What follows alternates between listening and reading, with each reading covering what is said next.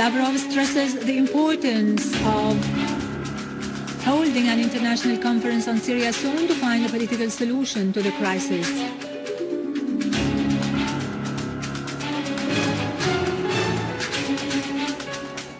Iran says Saudi Arabia is a partner in the crimes committed by the armed terrorist groups in Syria as Germany warns against sending more weapons.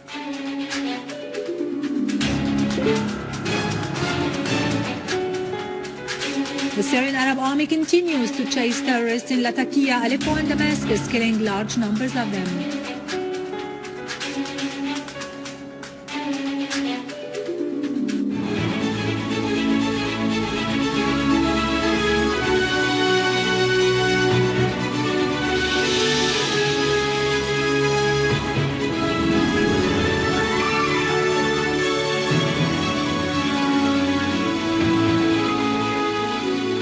Good afternoon, ladies and gentlemen. This is Irado Krikorian with the news in English. Russian Foreign Minister Sergei Lavrov has affirmed the need to speed up the convention of the International Conference on Syria in Geneva. In a telephone call, Lavrov briefed his Turkish counterpart Ahmed Dawood on the results of the talks during the tripartite meeting that combined the representatives of Russia, the USA and the UN held in Geneva on the 25th of this month in preparation for the International Conference on Syria. Lavrov underlined the need of calling for the convention of such conference, which would contribute to a political settlement to the crisis in Syria as soon as possible.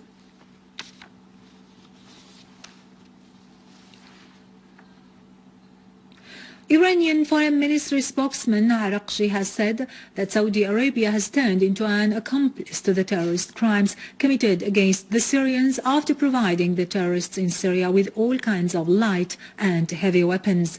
In reply to the statements of the Saudi Foreign Minister Saud al-Faisal, in which he alleged the presence of an Iranian intervention in Syria, Arakchi said there were no Iranian troops on Syrian territories and that Faisal's statements were full of discrepancies.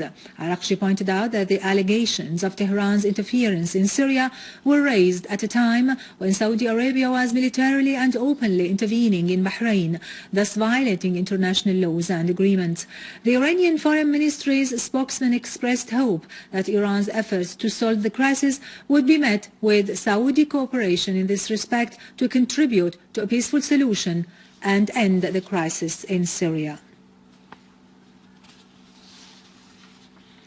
German Chancellor Angela Merkel today warned against dispatching weapons to the armed terrorist groups in Syria.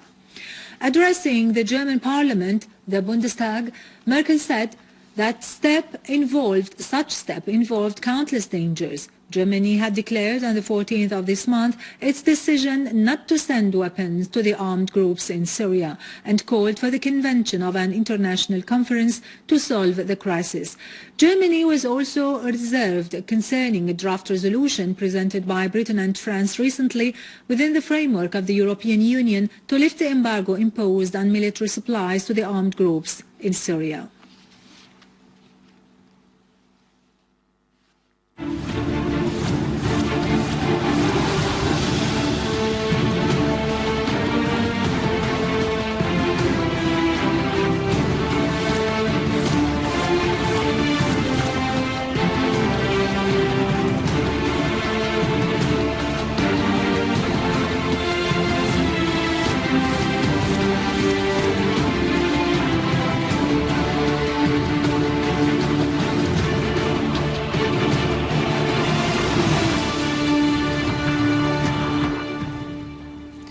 During the pursuit of gunmen in Barza neighborhood, our army units found a workshop to manufacture explosive devices and a 30-meter-long tunnel used by the terrorists to hide and store weapons and ammunition.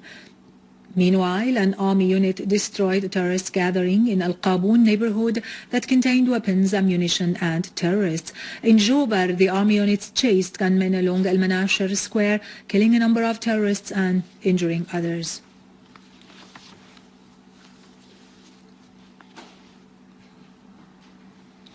The armed forces clashed with terrorists who tried to attack military checkpoints in the areas of Jassim, Tafas and Al-Mukhayyam in Daraa countryside. The terrorists' hideouts were destroyed in Tafas and scores of terrorists. An army unit clashed with an armed terrorist group that was committing murder and looting acts in Al-Mukhayyam, killing and injuring scores of the terrorists and destroying their weaponry and ammunition. Another army unit clashed with terrorists who tried to attack military checkpoints near Jassim National Hospital, killing and injuring many of them. In Latakia northern suburbs, our army units carried out a series of operations against terrorist hideouts, eliminating several members of them and destroying a number of missiles and mortar gun. The army units also destroyed Jabhat al-Nusra terrorist gathering in Katf al-Rumman and al-Furulluq Protectorate, killing a large number of terrorists of foreign nationalities. Several gunmen of Jabhat al-Nusra were also killed or wounded in Al-Rabi'a and Al-Shuruq villages, including Chechenian Omar al-Dakhil, the Saudi Uthman al-Zamili and Abdul Rahim al-Bahraini. A terrorist group targeted a gas factory in the Idlib with 3 mortar shells, damaging its basic cyclical tank. The attack caused the facility to get out of work, in addition to heavy material damages estimated at a cost of millions of Syrian pounds, which inflicted the factory's different sections. On Latakia Ariha Road, army units chased an armed terrorist group, eliminating its members, and dismantled a number of explosive devices planted along the highway. In Aleppo, an army unit in cooperation with local residents discovered a number of tunnels leading to As-Sulaymaniya and As-Sayyid Ali areas. An official source reported that residents informed the competent authorities of strange sounds heard after midnight. The authorities immediately checked up the scene and discovered tunnels in Al-Wakiliya and Al-Hazzaza regions. The Iraqi army has taken control of a desert pocket used by terrorists as a path to smuggle weapons, mercenaries and commodities between the governorate of Deir ez-Zor and the Iraqi Al-Qaim border district.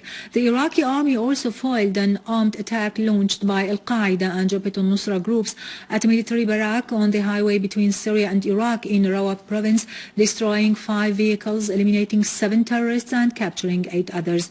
A source at Al-Jazeera and Al-Badiya Operations Command has disclosed the dismantling of a terrorist network to recruit unemployed young men from Al-Qaim region to be involved in terrorist acts in Syria and Iraq. Meanwhile, the Central Euphrates Operations Command in the Iraqi army has announced capturing 42 terrorists, seizing large quantities of ammunition and equipment, and dismantling 11 explosives in a provocative process in Karbala.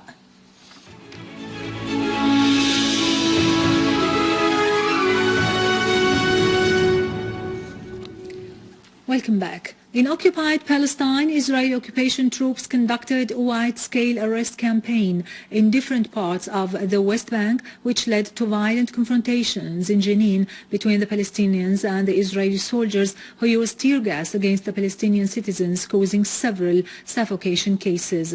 In the city of Nablus, Israeli soldiers clashed with Palestinian residents, during which they arrested a number of citizens. Opponents of Muslim Brotherhood's rule, mainly nationalist, secular and liberal groups, are calling for President Morsi to step down. They argue he has lost legitimacy and divided the country while worsening the daily lives of ordinary Egyptians. The spokesman for the Egyptian June 30th Front, a newly formed coalition of opposition groups, said peaceful protests are needed to fulfill the goals of the revolution and rejected any attempts to terrorize the Egyptian people by the government or its allies. He warned against any attempt to lead the country into chaos. The movement began with a petition drive by the rebel campaign to show a lack of confidence in Morsi. Members say they have the signature of more than 15 million, exceeding the number of votes cast for Morsi last year. Protests were renewed in Ankara and Istanbul in Turkey today to protest the release of a policeman accused of killing a demonstrator. The police used tear gas to disperse the protesters against Erdogan's government in Ankara. A Turkish court had decided to release policeman Etim Sarisolol, aged 26, for having caused a demonstrator to be killed on the 1st of this month when he shot him in the head. Now to latest business and market news, but after a short break.